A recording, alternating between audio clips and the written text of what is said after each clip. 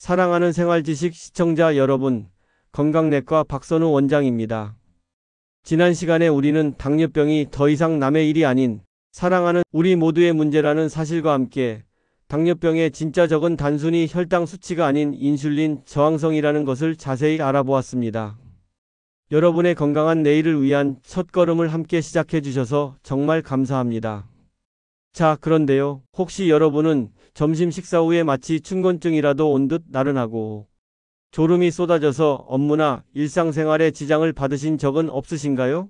분명 잠은 충분히 잔 것 같은데도 오후만 되면 머리가 멍해지고 집중이 안 되거나 식사 후에는 영락없이 꾸벅꾸벅 졸게 되는 경험, 아마 많은 분들이 공감하실 겁니다. 또는 밥을 먹고 난 후에 갑자기 목이 마르거나 단 음식이 미친 듯이 당겨서 참을 수 없었던 적은 없으셨나요?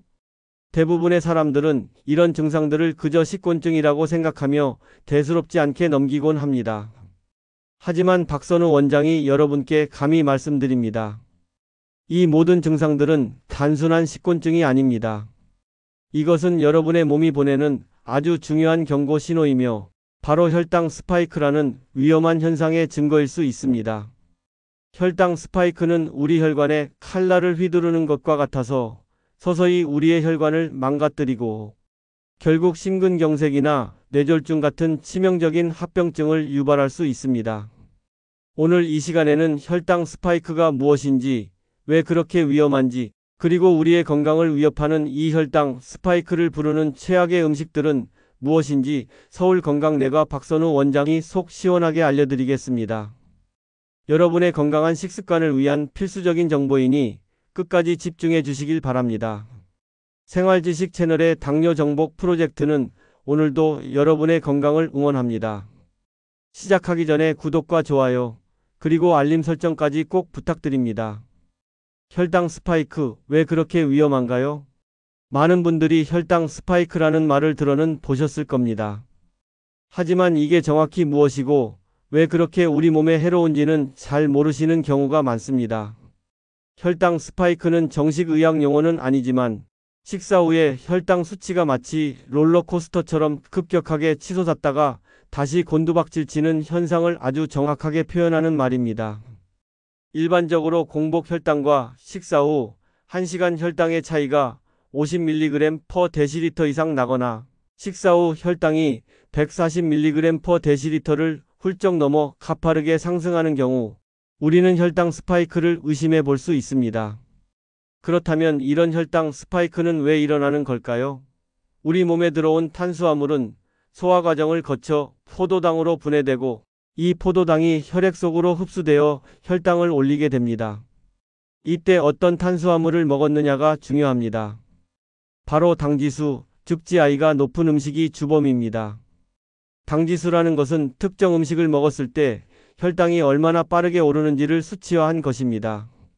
흰쌀밥, 흰빵, 국수, 떡 같은 정제된 탄수화물이나 설탕, 음료수처럼 단순당이 많이 들어간 음식들은 소화 흡수가 매우 빠릅니다.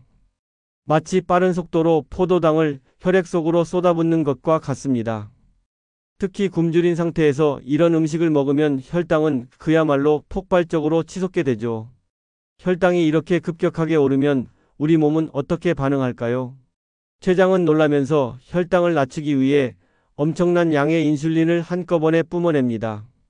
과도하게 분비된 인슐린은 급하게 혈당을 세포 안으로 밀어넣으려 하고 이 때문에 혈당은 다시 너무 빨리 떨어지게 됩니다.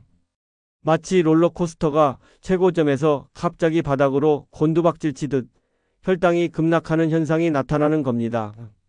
이러한 혈당의 급격한 상승과 하강이 왜 문제일까요? 문제는 바로 우리 몸의 혈관에 있습니다. 혈당이 잔잔한 물결처럼 안정적으로 유지되어야 하는데 혈당 스파이크처럼 급격한 파도처럼 출렁이면 혈관의 가장 안쪽에 있는 내피세포에 치명적인 손상을 입히게 됩니다. 혈관 내피세포는 혈액과 혈관벽 사이의 경계선으로 혈관 건강을 지키는 매우 중요한 방어막입니다. 그런데 혈당 스파이크가 반복되면 이 내피세포에 산화 스트레스라는 것을 가하고 염증 반응을 일으킵니다.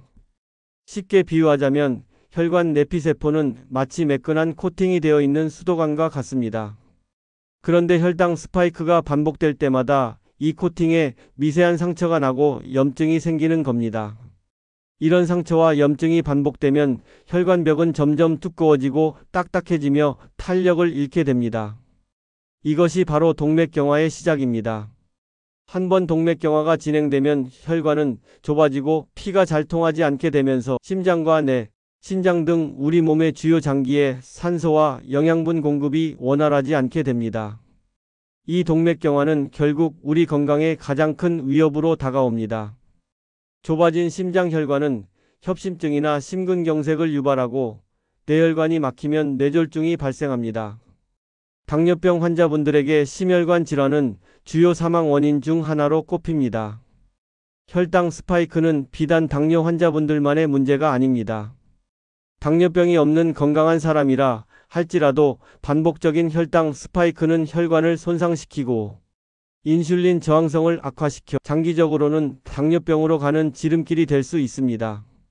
여러분의 몸이 아직 젊고 건강하다고 해서 혈당 스파이크를 간과해서는 안 되는 이유가 바로 여기에 있습니다.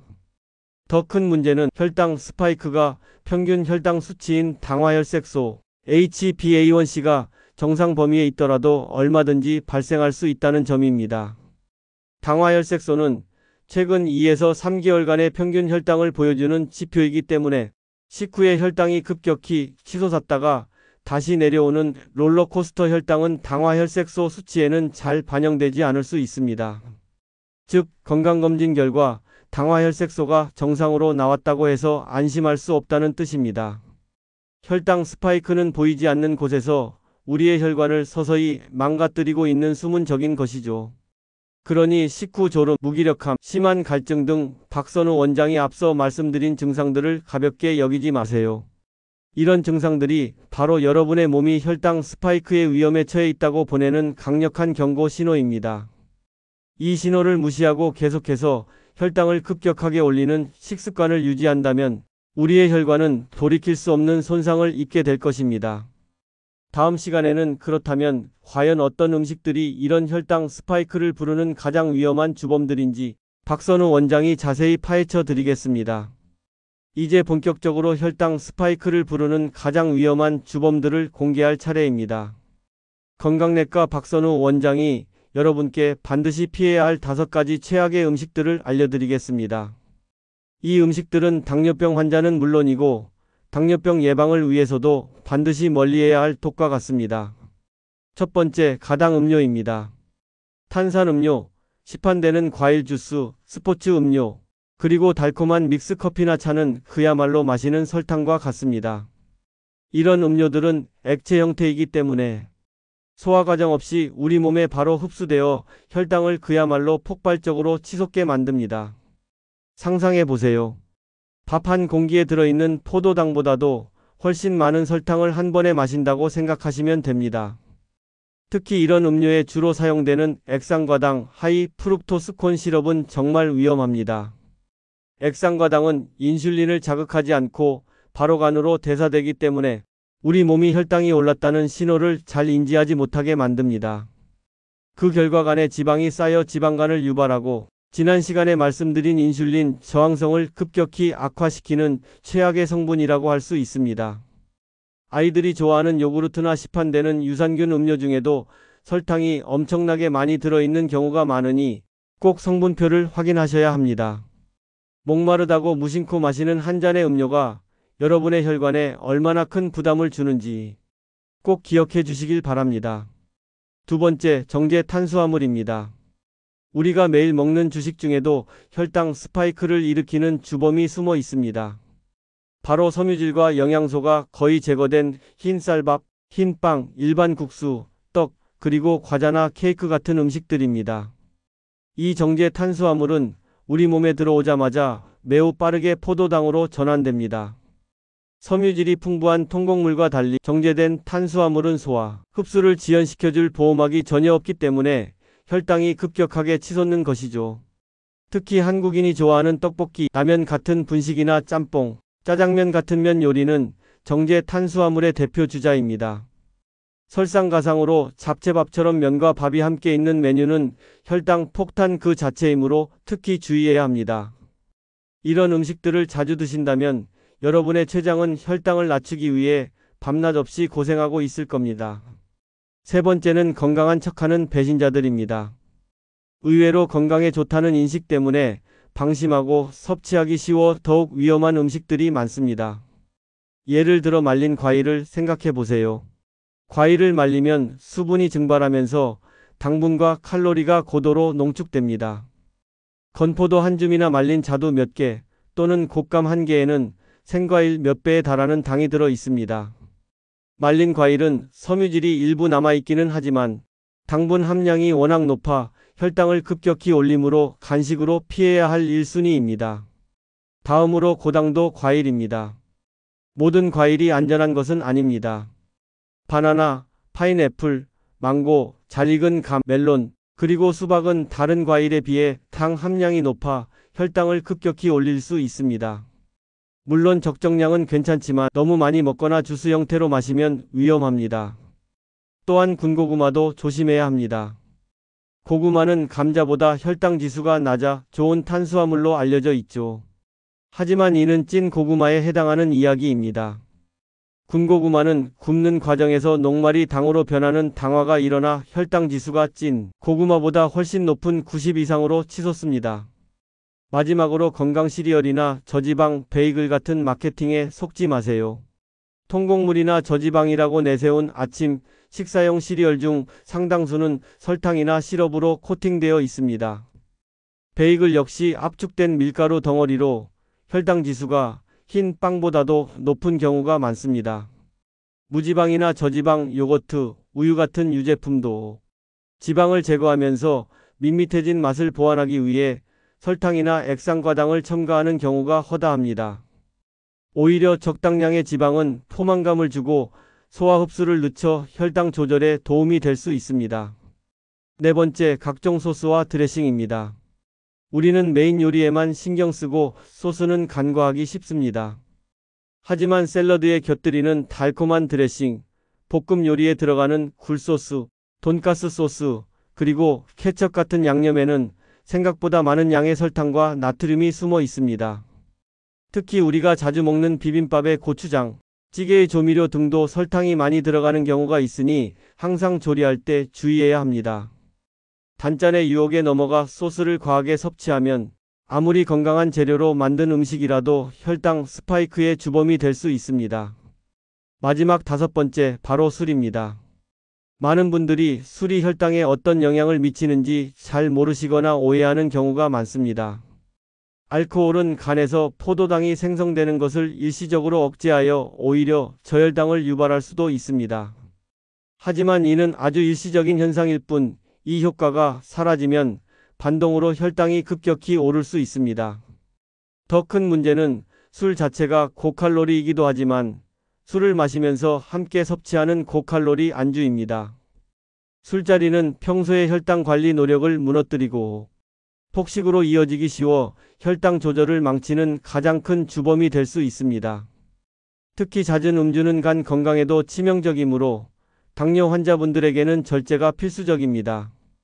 박선우 원장이 지금껏 말씀드린 이 5가지 유형의 음식들은 혈당 스파이크를 유발하고 장기적으로는 혈관 건강을 해치는 대표적인 숨은 적들입니다. 단순히 혈당 지수 GI만 볼 것이 아니라 그 안에 들어있는 탄수화물 총량과 조리법까지 고려하는 혈당부와 GL 개념을 이해하는 것이 중요합니다. 예를 들어 수박은 GI가 높은 편이지만 대부분이 수분이라 한 번에 섭취하는 양에 포함된 탄수화물이 적어 혈당부하는 매우 낮습니다. 반면 GI가 중간 정도인 통밀 파스타도 너무 많이 먹으면 혈당부하가 높아져 혈당을 크게 올릴 수 있습니다. 그러니 단순히 나쁜 음식이라고 낙인 찍기보다는 어떤 음식을 얼마나 어떻게 먹는가를 현명하게 판단하는 눈을 기르는 것이 중요합니다. 다음 시간에는 혈당 스파이크의 증상들을 더 자세히 알아보고 이 스파이크를 피하기 위한 실천 습관들을 함께 이야기 나눠보겠습니다. 혈당 스파이크가 왜 위험한지, 그리고 어떤 음식들이 혈당을 롤러코스터처럼 만들고 혈관을 망가뜨리는지 자세히 알아보았습니다. 이제는 이 혈당 스파이크가 우리 몸에 어떤 신호들을 보내는지 그리고 어떻게 하면 이 위험한 상황을 현명하게 피할 수 있는지 구체적인 방법들을 이야기해 볼 차례입니다. 가장 대표적인 혈당 스파이크의 증상은 앞서 도입부에서도 언급했던 식사 후에 참을 수 없는 졸음과 극심한 피로감입니다. 우리는 이것을 흔히 식곤증이라고 부르죠. 하지만 단순한 식곤증과는 다릅니다.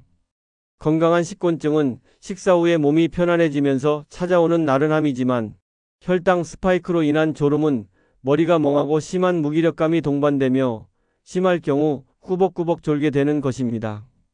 왜 이런 증상이 나타날까요?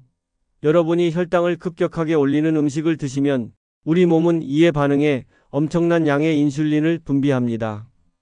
이 인슐린이 혈당을 빠르게 세포 안으로 밀어넣으면 혈당은 다시 급격하게 떨어지게 되죠.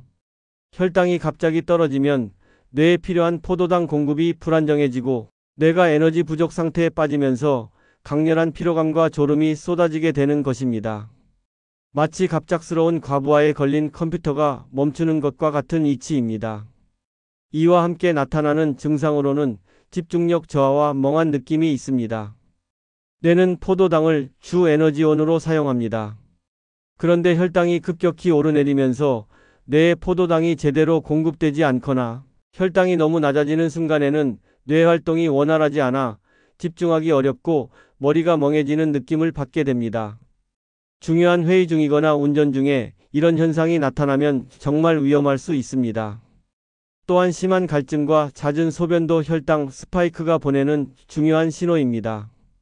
혈당이 급격히 높아지면 우리 몸은 혈액 속 과도한 포도당을 소변으로 배출하려고 합니다.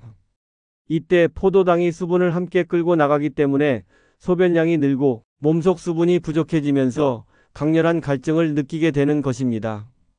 이는 혈당 스파이크뿐 아니라 고혈당 상태에서 나타나는 전형적인 증상이기도 합니다. 가장 무서운 증상 중 하나는 바로 혈당이 급격히 떨어진 후에 찾아오는 극심한 허기와 단 음식에 대한 강렬한 갈망입니다. 혈당이 급락하면 우리 몸은 비상사태로 인식하고 빨리 에너지를 채워라 는 신호를 보냅니다. 이때 우리의 뇌는 가장 빠르게 에너지를 얻을 수 있는 단 음식을 강렬하게 찾게 됩니다. 아이스크림, 초콜릿, 탄산음료 등 순간적으로 혈당을 올릴 수 있는 음식을 다시 찾게 되는 것이죠. 이처럼 단 음식을 먹고 혈당이 오르고 다시 혈당이 떨어져 또 단 음식을 찾는 악순환의 고리가 반복되면 지난 시간에 설명드린 인슐린 저항성은 더욱 심해지고 결국 제2형 당뇨병으로의 진행을 가속화하게 됩니다. 그렇다면 이런 혈당 스파이크를 어떻게 피할 수 있을까요? 건강내과 박선우 원장이 여러분께 몇 가지 중요한 실천 습관을 알려드리겠습니다. 첫째, 식사 순서를 바꾸는 것만으로도 혈당 스파이크를 현저히 줄일 수 있습니다. 이것을 바로 채소 먼저 식사법이라고 부릅니다. 식사할 때 식이섬유가 풍부한 채소를 먼저 충분히 섭취하고 그 다음에 단백질과 지방이 풍부한 반찬을 먹습니다. 그리고 마지막으로 탄수화물인 밥이나 면을 섭취하는 것이죠. 이렇게 하면 위장에 먼저 도착한 식이섬유가 마치 방어막처럼 작용해서 뒤따라 들어오는 탄수화물의 소화 흡수 속도를 늦춰줍니다. 포도당이 혈액으로 천천히 흡수되도록 도와주기 때문에 식후 혈당이 급격하게 오르는 것을 막아줍니다. 이 작은 변화가 혈당 안정에 정말 큰 차이를 만들어냅니다. 둘째, 복합 탄수화물을 선택하는 습관을 들이세요. 혈당 스파이크의 주범인 흰쌀밥, 흰빵, 국수 같은 정제 탄수화물 대신 식이섬유와 영양소가 풍부한 현미밥, 통밀빵, 통곡물 파스타, 귀리, 퀴노아 같은 복합 탄수화물을 선택하는 것이 좋습니다. 이런 통곡물은 소화 흡수 속도가 느려 혈당을 완만하게 올려주고 포만감도 오래 유지시켜 과식을 막아줍니다. 셋째, 매 끼니에 단백질과 건강한 지방을 충분히 포함하세요. 단백질과 지방은 탄수화물보다 소화가 느려 혈당 상승을 완만하게 하고 포만감을 오래 유지시켜줍니다. 살코기, 생선, 콩류, 두부, 견과류, 아보카도, 올리브 오일 같은 식품들을 식단에 적극적으로 포함시켜 보세요. 이들이 혈당 안정에 큰 도움을 줄 것입니다. 넷째, 규칙적인 식사 습관을 유지하는 것이 중요합니다. 식사를 거르면 다음 식사 때 과식이나 폭식으로 이어지기 쉽고 이로 인해 혈당이 급격하게 오르내리는 롤러코스터를 타게 됩니다. 매일 일정한 시간에 알맞은 양의 음식을 규칙적으로 섭취하는 것이 혈당을 안정적으로 유지하는 가장 기본적인 비결입니다. 마지막으로 간식 선택에 신중해야 합니다. 혈당 스파이크를 유발하는 최악의 간식, 즉 과자, 사탕, 달콤한 음료, 말린 과일 등은 피하는 것이 좋습니다. 대신 견과류 한 줌, 방울토마토, 오이, 삶은 달걀, 혹은 플레인 요거트처럼 혈당에 미치는 영향이 적고 포만감을 주는 건강한 간식을 선택하세요. 이처럼 현명한 식품 선택과 작은 식습관 변화만으로도 혈당 스파이크를 충분히 피할 수 있습니다. 그리고 이를 위해서는 식품의 영양성분표를 꼼꼼히 읽고 무설탕이나 저지방 같은 마케팅 문구에 현혹되지 않는 식품 문해력을 기르는 것이 중요합니다. 어떤 성분이 어떻게 혈당에 영향을 미치는지 아는 것이 곧 혈당 관리의 힘이 됩니다. 오늘 이 시간에는 많은 분들이 흔히 겪는 식후조름과 피로가 단순한 식곤증이 아니라 우리 혈관을 서서히 망가뜨리는 혈당 스파이크의 중요한 신호임을 자세히 알아보았습니다. 혈당 스파이크가 왜 그렇게 위험한지, 그리고 우리의 건강을 위협하는 5가지 최악의 음식들은 무엇인지도 함께 살펴보았죠. 가당 음료와 정제 탄수화물, 건강한 척하는 배신자들, 숨겨진 설탕이 가득한 소스, 그리고 우리의 자제력을 무너뜨리는 술까지, 이 모든 것들이 혈당 롤러코스터를 만드는 주범이라는 사실을 꼭 기억해 주시길 바랍니다. 여러분, 혈당 스파이크는 침묵의 살인자 당뇨병이 보내는 또 다른 강력한 경고 메시지입니다. 하지만 너무 걱정하지 마세요. 혈당 스파이크는 우리가 무엇을 먹고 어떻게 먹느냐에 따라 충분히 예방하고 관리할 수 있습니다. 오늘 박선우 원장이 알려드린 내용을 바탕으로 당지수와 혈당 부하의 개념을 이해하고 현명하게 음식을 선택하는 것만으로도 여러분의 혈당은 훨씬 안정적으로 유지될 수 있습니다. 이제는 무심코 먹던 음식들이 내 몸에 어떤 영향을 미치는지 정확히 아셨으니 식품 라벨을 꼼꼼히 확인하고 채소 먼저 식사법을 실천하는 등 작은 습관부터 바꿔나가는 용기를 내주시길 바랍니다. 혈당 관리는 단순히 약에만 의존하는 것이 아니라 우리의 생활 습관을 개선하는 것에서부터 시작됩니다.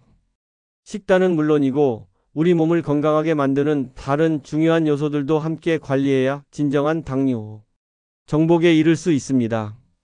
다음 시간에는 당뇨 정복 프로젝트의 다음 단계로 약보다 강력한 천연 혈당 조절제인 운동의 놀라운 힘과 함께 많은 분들이 간과하기 쉬운 충분한 수면, 그리고 스트레스 관리가 혈당에 미치는 엄청난 영향에 대해 건강내과 박선우 원장이 자세히 알려드리겠습니다. 식단만큼이나 중요한 운동과 휴식의 비밀을 놓치지 마세요. 오늘 영상이 여러분의 건강한 삶에 큰 도움이 되셨기를 진심으로 바랍니다. 여러분의 지속적인 관심과 응원이 저희 생활지식 채널에 큰 힘이 됩니다. 다음 편을 놓치지 않으시려면 지금 바로 구독과 좋아요, 그리고 알림 설정까지 꼭 부탁드립니다. 다음 영상에서 더 유익한 정보로 찾아뵙겠습니다. 감사합니다.